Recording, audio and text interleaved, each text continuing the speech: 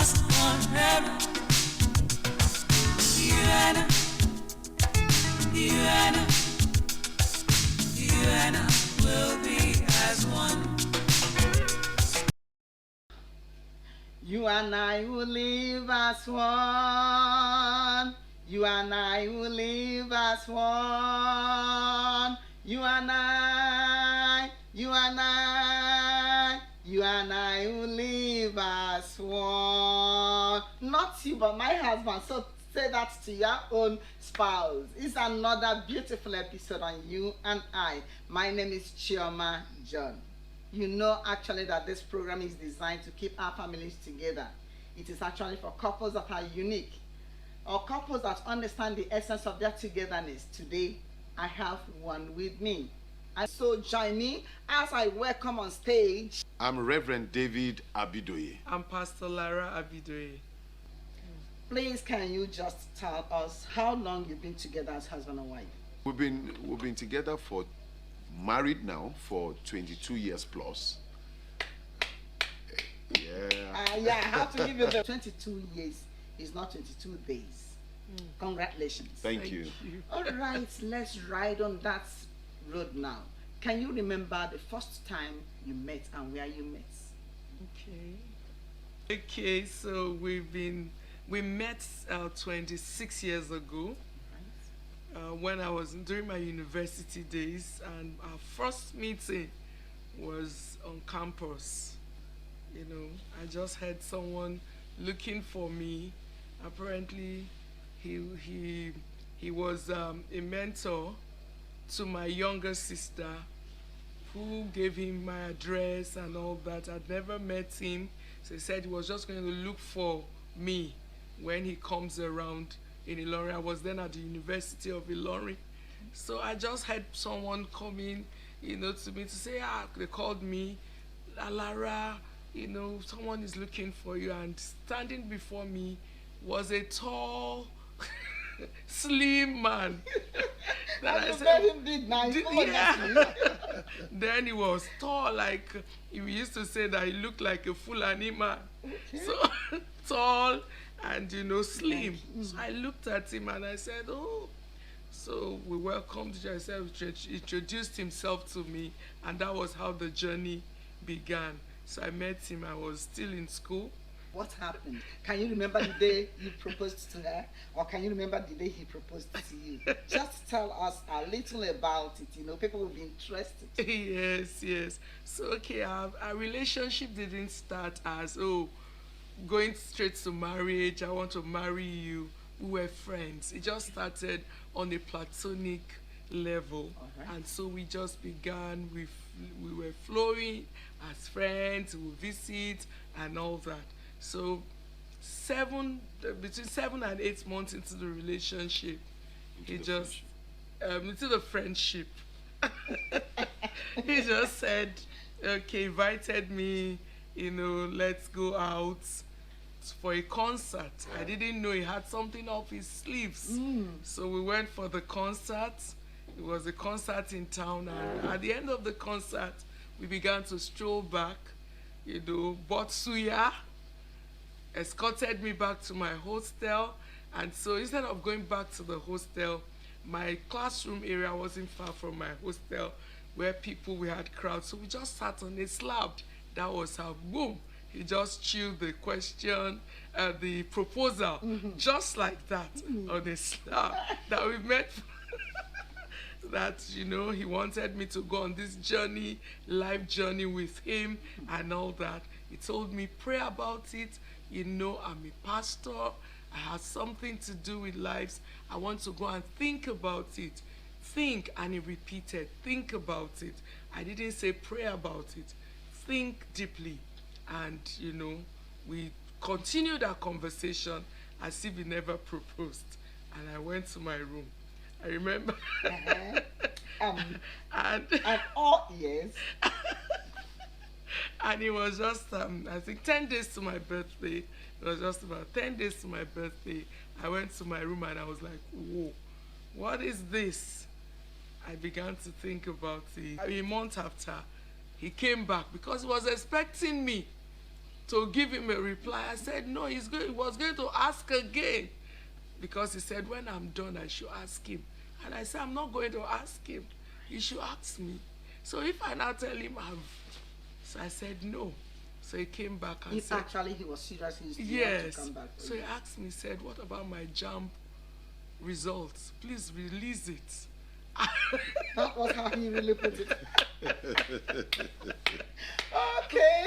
So I said, okay, I've thought about it. And I gave him the response. I gave him a yes. And the rest is history. You can take over from there. Okay. So during that 1 month of waiting, can you just tell this house, as people are there watching now, can you just tell them, within the 1 month you were waiting for that JAMB results, can you just tell us what was going on in your mind? One of the things that, have ruled my life is the fact that God was in control, and I was too sure that if this was God, then it was going to go right. So I didn't panic, even though I knew that there are other people, other men who are also asking for her hand in marriage. Many of the times when I visited her, in her hostel, then I would meet other people, other men, who were also coming around, So we all had, practically like the same mission, So, but I was somehow, I was calm, I was assured in my spirit that, God was involved, and God had, led me to propose to her. So I wasn't afraid. I was calm. You were calm. Yes. Correct. Now, this love, I believe it was love that really brought you together. Adam, have you ever had misunderstanding? Yes, we've had misunderstandings. Can you remember one striking one serious misunderstanding you had? Oh, okay. So the first misunderstanding we had that was like major, like serious, was after we had our first child. Okay, so she was to do the family planning thing, because we decided that we were going to space it a little, allow a little gap between the first and the second. And so while that was on, not too long after that, I came back one day from work and she told me she was pregnant. And before then I'd been telling her, the family planning thing, let's go to the hospital, let's go and do this thing, and she wasn't in a hurry, so to speak. So I wasn't happy. I wasn't happy because as at that time, she hadn't started working. Okay, so she was still nursing the young baby girl in her hand, and we were planning that, okay, so we were going to allow some time so that we can settle in properly, so that she can, start work and all of that. And then another one came in, so it was really something that and she was about 8 months. Yeah, she was 8 months, at that time. Okay. So you can imagine you have a baby, and then 8 months after you have another pregnancy. So we were, so it was really unsettling for me. So I greeted the news of the conception of, our second child was one with so much joy. That was the initial reaction was, oh God, why?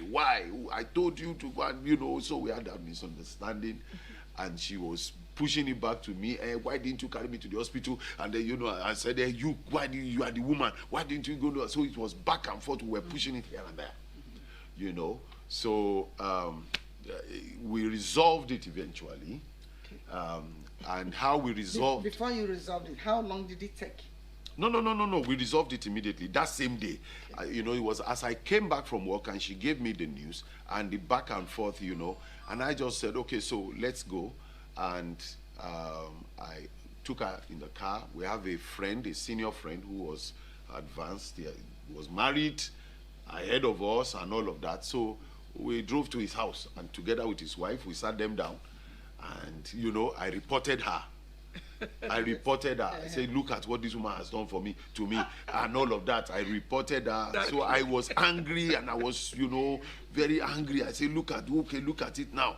Look at all these things. Look at doing blah, blah. The calculation is messed up. Everything is, you know. So the man told me, calm down. And he asked me a question. He said, am I sure the pregnancy was mine? Okay. I said, I didn't expect that question. So I said, oh, sure. I mean, there's no doubt about it. I'm not doubting that. No, that's not the bone of contention here. That it's just the timing thing that I was really, really upset that she would go ahead to, you know, despite the fact that we planned to space it, and so that she can, you know, start work, and so that we can build our lives. There's a calculation and all of that. So he said, so if you are sure that the baby is yours, so why are you that? Okay, so check. For most couples, the gap between the first child and the second child is usually not much. Yeah.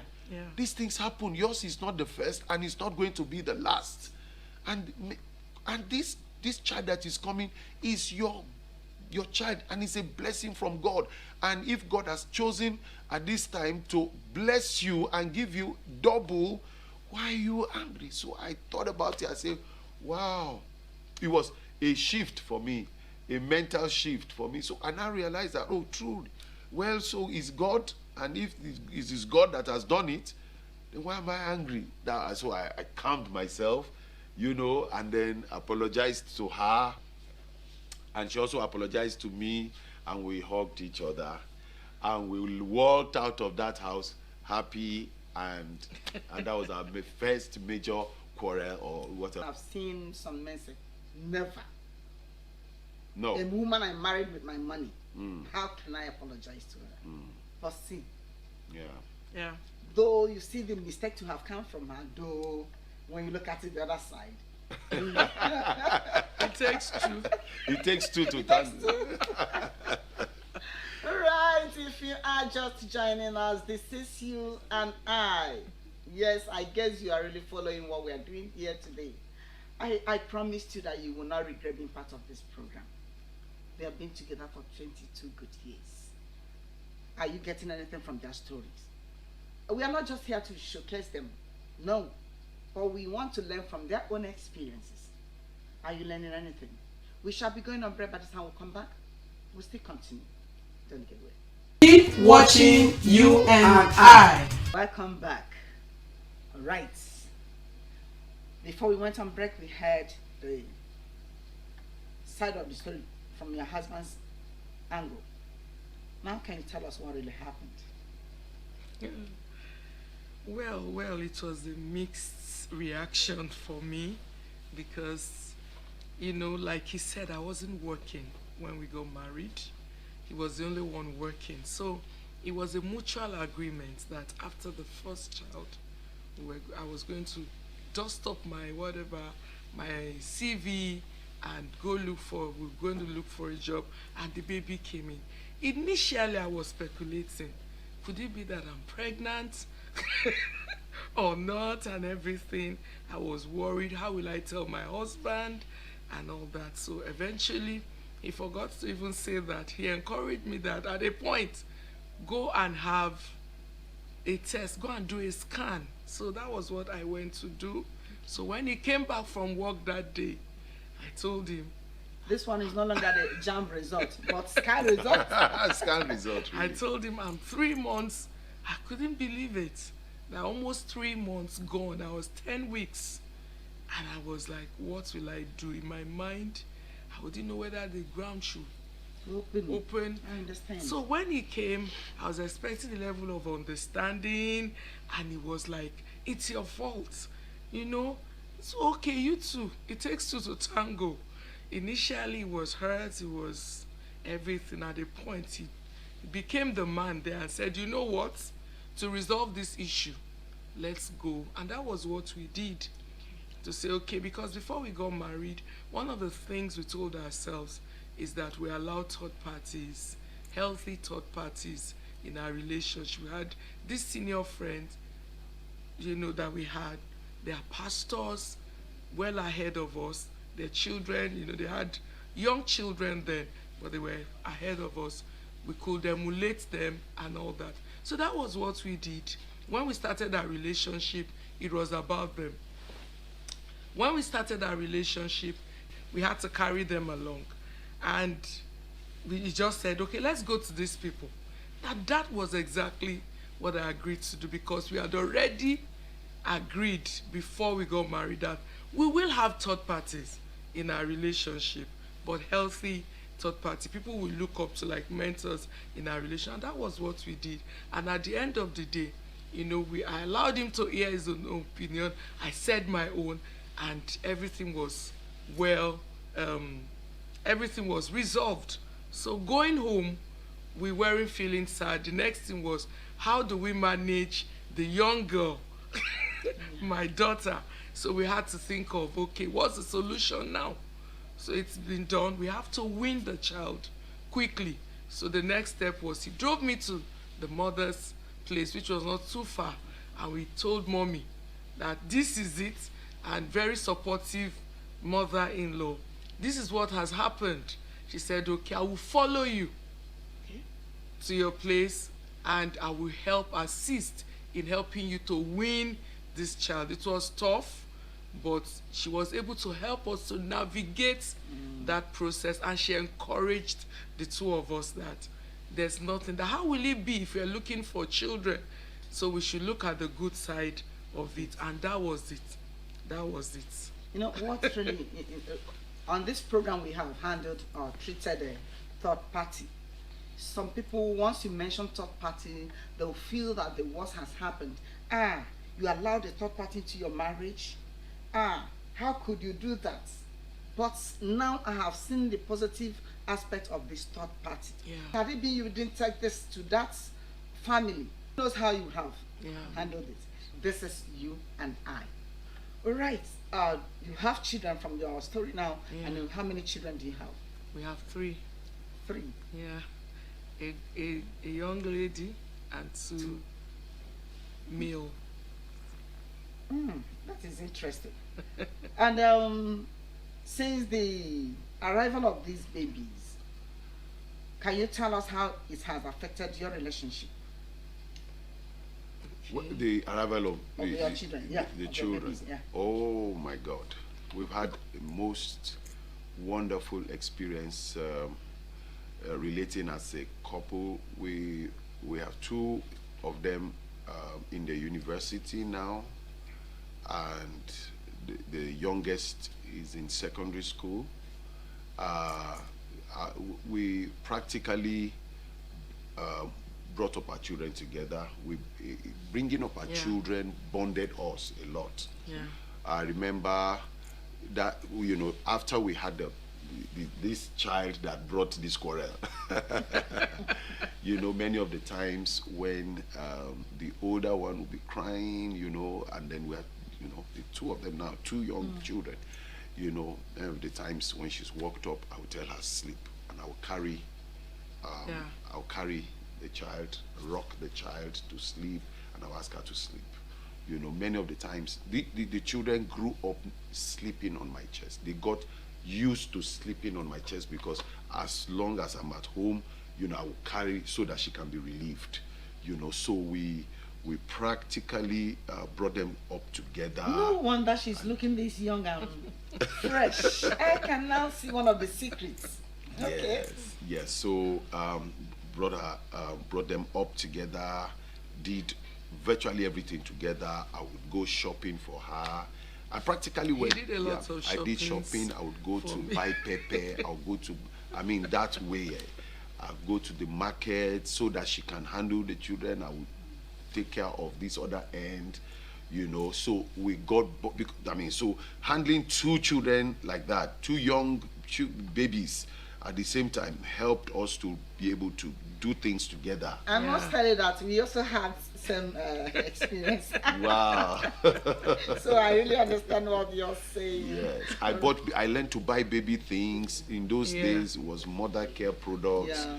I went to the market, I bought, nappies, baby care products. I did all of that, all the things that ordinarily a woman would do, I did to relieve her. Yeah. And to make sure that the pressure is not on her. I had to do that. We had to do this, discuss together, feed the children, I was involved everywhere. All right. What is actually the secret? Okay, so I even before I got married, I had the understanding that marriage is a partnership. And in that partnership, there are roles. I had that understanding quite early, that marriage succeeds when the two people involved understands their roles and their responsibilities. I did not come into marriage with the mind that marriage is a title. Marriage is an office that I sit in to be served. I got to understand that I have a responsibility to serve my family and to play a role, and how I play that role in my marriage is what determines how successful the marriage will be. Yeah. All right, madam, coming to you now. This man that have been serving or that served you this way, that have been, helping out, has he ever made you angry? There are, just like the tongue and the teeth, as you eat, it will, there are instances once in a while, you make each other angry. So there are times like that, but you see, there are times that we Is there anyone you can remember? yes, our early days, Right. there was no GSM during this, when we just got married. And that was as far back as 2000, it was just coming up. And there was no way to really communicate. Here that wasn't working like we established now. And sometimes his place of work, he can go, he had many things to do, very busy. So sometimes he would go to town. He worked in a research institute. He's a mechanical engineer by profession. So he will go sometimes. So there was a day, on one or two occasions, he will go, and the pressure of the work kept him. On one occasion like that, the pressure of the work kept him in town, and I didn't see my husband. No way to call him, no phone, nothing. It was just in a lone place. The road to get out was about 3 kilometers or thereabout with 2 children. And I think the first time before so I was like, how will I get this man? I couldn't sleep, nobody to call on and all that. So in the morning, after taking care of the children, I put them to sleep very early. I was on my way. I was trekking. I locked the door. I was going, only for me to see him. He was driving his car and coming. I saw him afar, and I was fuming in my heart that what will I do today? Why will this man treat me this way? Yeah. So when he saw me, he just put up a smile and said, oh, sorry. What happened? I said, tears just started dropping my face. And I was like, why did you do this? So he told me, he said, he's so sorry. The first thing he told me, said, I'm so sorry. I didn't intend to do that. Apparently, his work and the road was so bad, his work kept him. And you believed him? I believed him because one of the things, when we started, we had built trust. When we started our relationship, it was a trust built. I didn't have a reason to doubt what he said, and he said his shirt was dirty, what he had on since morning, that I had to run this and that. He just told me, said, come into the car. I entered the car, told me he was so sorry, and he explained to me. So I got home, prepared his meal. He had to rush back because he needed to report back to the office that morning. If you have been with us, if I ask you if really you enjoyed this family of Abidoye, What will you tell me? To me, I enjoyed their stay with me. So now to wrap it up, time is our friend. Yeah. Left with me, I want you to tell me more about what has been keeping you together. But just one word. After all, you felt bad. Marriage can be blissful, marriage can be peaceful, marriage can be heaven on earth, but it takes two to work together. Please give yourselves a chance. Give your marriage a chance. Don't rush to the courtroom for divorce. At every yes, forgiveness is one of the virtues that we are to embrace according to scriptures. Forgive one another and give one another a chance, and your marriage will work. Wow. I want to say thank you. Thank You're you. I welcome. really enjoyed our stay with you today. You have heard them. If you are married and you believe that your marriage is one of the best in town, that you're proud of your spouse, this program is actually meant for you. If you have been having problems, you have heard them. I want you to do some adjustments in your home. No human being is perfect. I am Chioma John. Till next week, I'll still come your way with another topic. I want to say bye.